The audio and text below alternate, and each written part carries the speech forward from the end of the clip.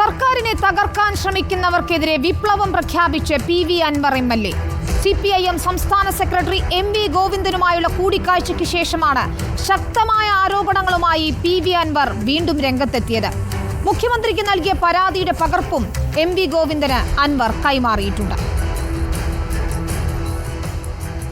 ഇന്നലെ മുഖ്യമന്ത്രിയെ കണ്ട ശേഷം സമരസപ്പെട്ടെന്ന് തോന്നിപ്പിച്ച പി.വി. അൻവർ ഇന്ന് CPM സംസ്ഥാന സെക്രട്ടറി M.V. ഗോവിന്ദനെ കണ്ട ശേഷം പോരാട്ടപാതയിൽ തിരിച്ചെത്തി. തന്റെ നീക്കങ്ങൾ സർക്കാരിനെ തകർക്കാൻ ശ്രമിക്കുന്നവർക്കെതിരായ വിപ്ലവമാണെന്നാണ് സ്വയം വിശേഷിപ്പിച്ചത്.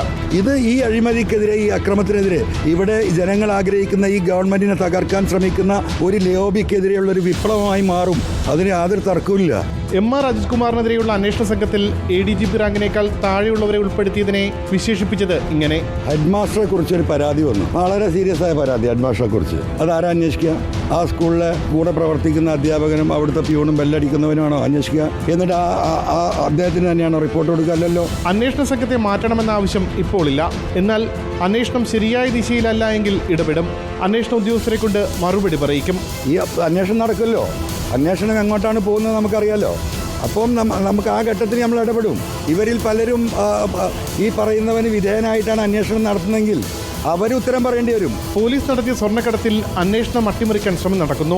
സുജിത് ദാസ് ലീവിന് പോയത് കേസ് അട്ടിമറിക്കാനാണ്. അന്വേഷണം അട്ടിമറിക്കാനുള്ള ശ്രമം ആരംഭിച്ചു കഴിഞ്ഞു. സുജിത് ദാസ് എന്തിനാ 3 ദിവസം ലീവിന് പോയത്? ഈ വിഷയം ഉണ്ടായപ്പോൾ സുജിത് ദാസ് പോയില്ല IPS ലീവിന്. എന്തിനാ പോയത്? അന്നേ പറഞ്ഞല്ലോ ഞാൻ. മുഖ്യമന്ത്രിയെ കണ്ടതോടെ അൻവർ പുലിയായി വന്നത് എലിയായി പോയെന്ന ഇന്നലത്തെ വിമർശനങ്ങൾക്ക് എലി അത്ര മോശം ജീവിയല്ലല്ലോ എന്നായിരുന്നു അൻവറിന്റെ ഇന്നത്തെ മറുപടി. റിപ്പോർട്ടർ, തിരുവനന്തപുരം.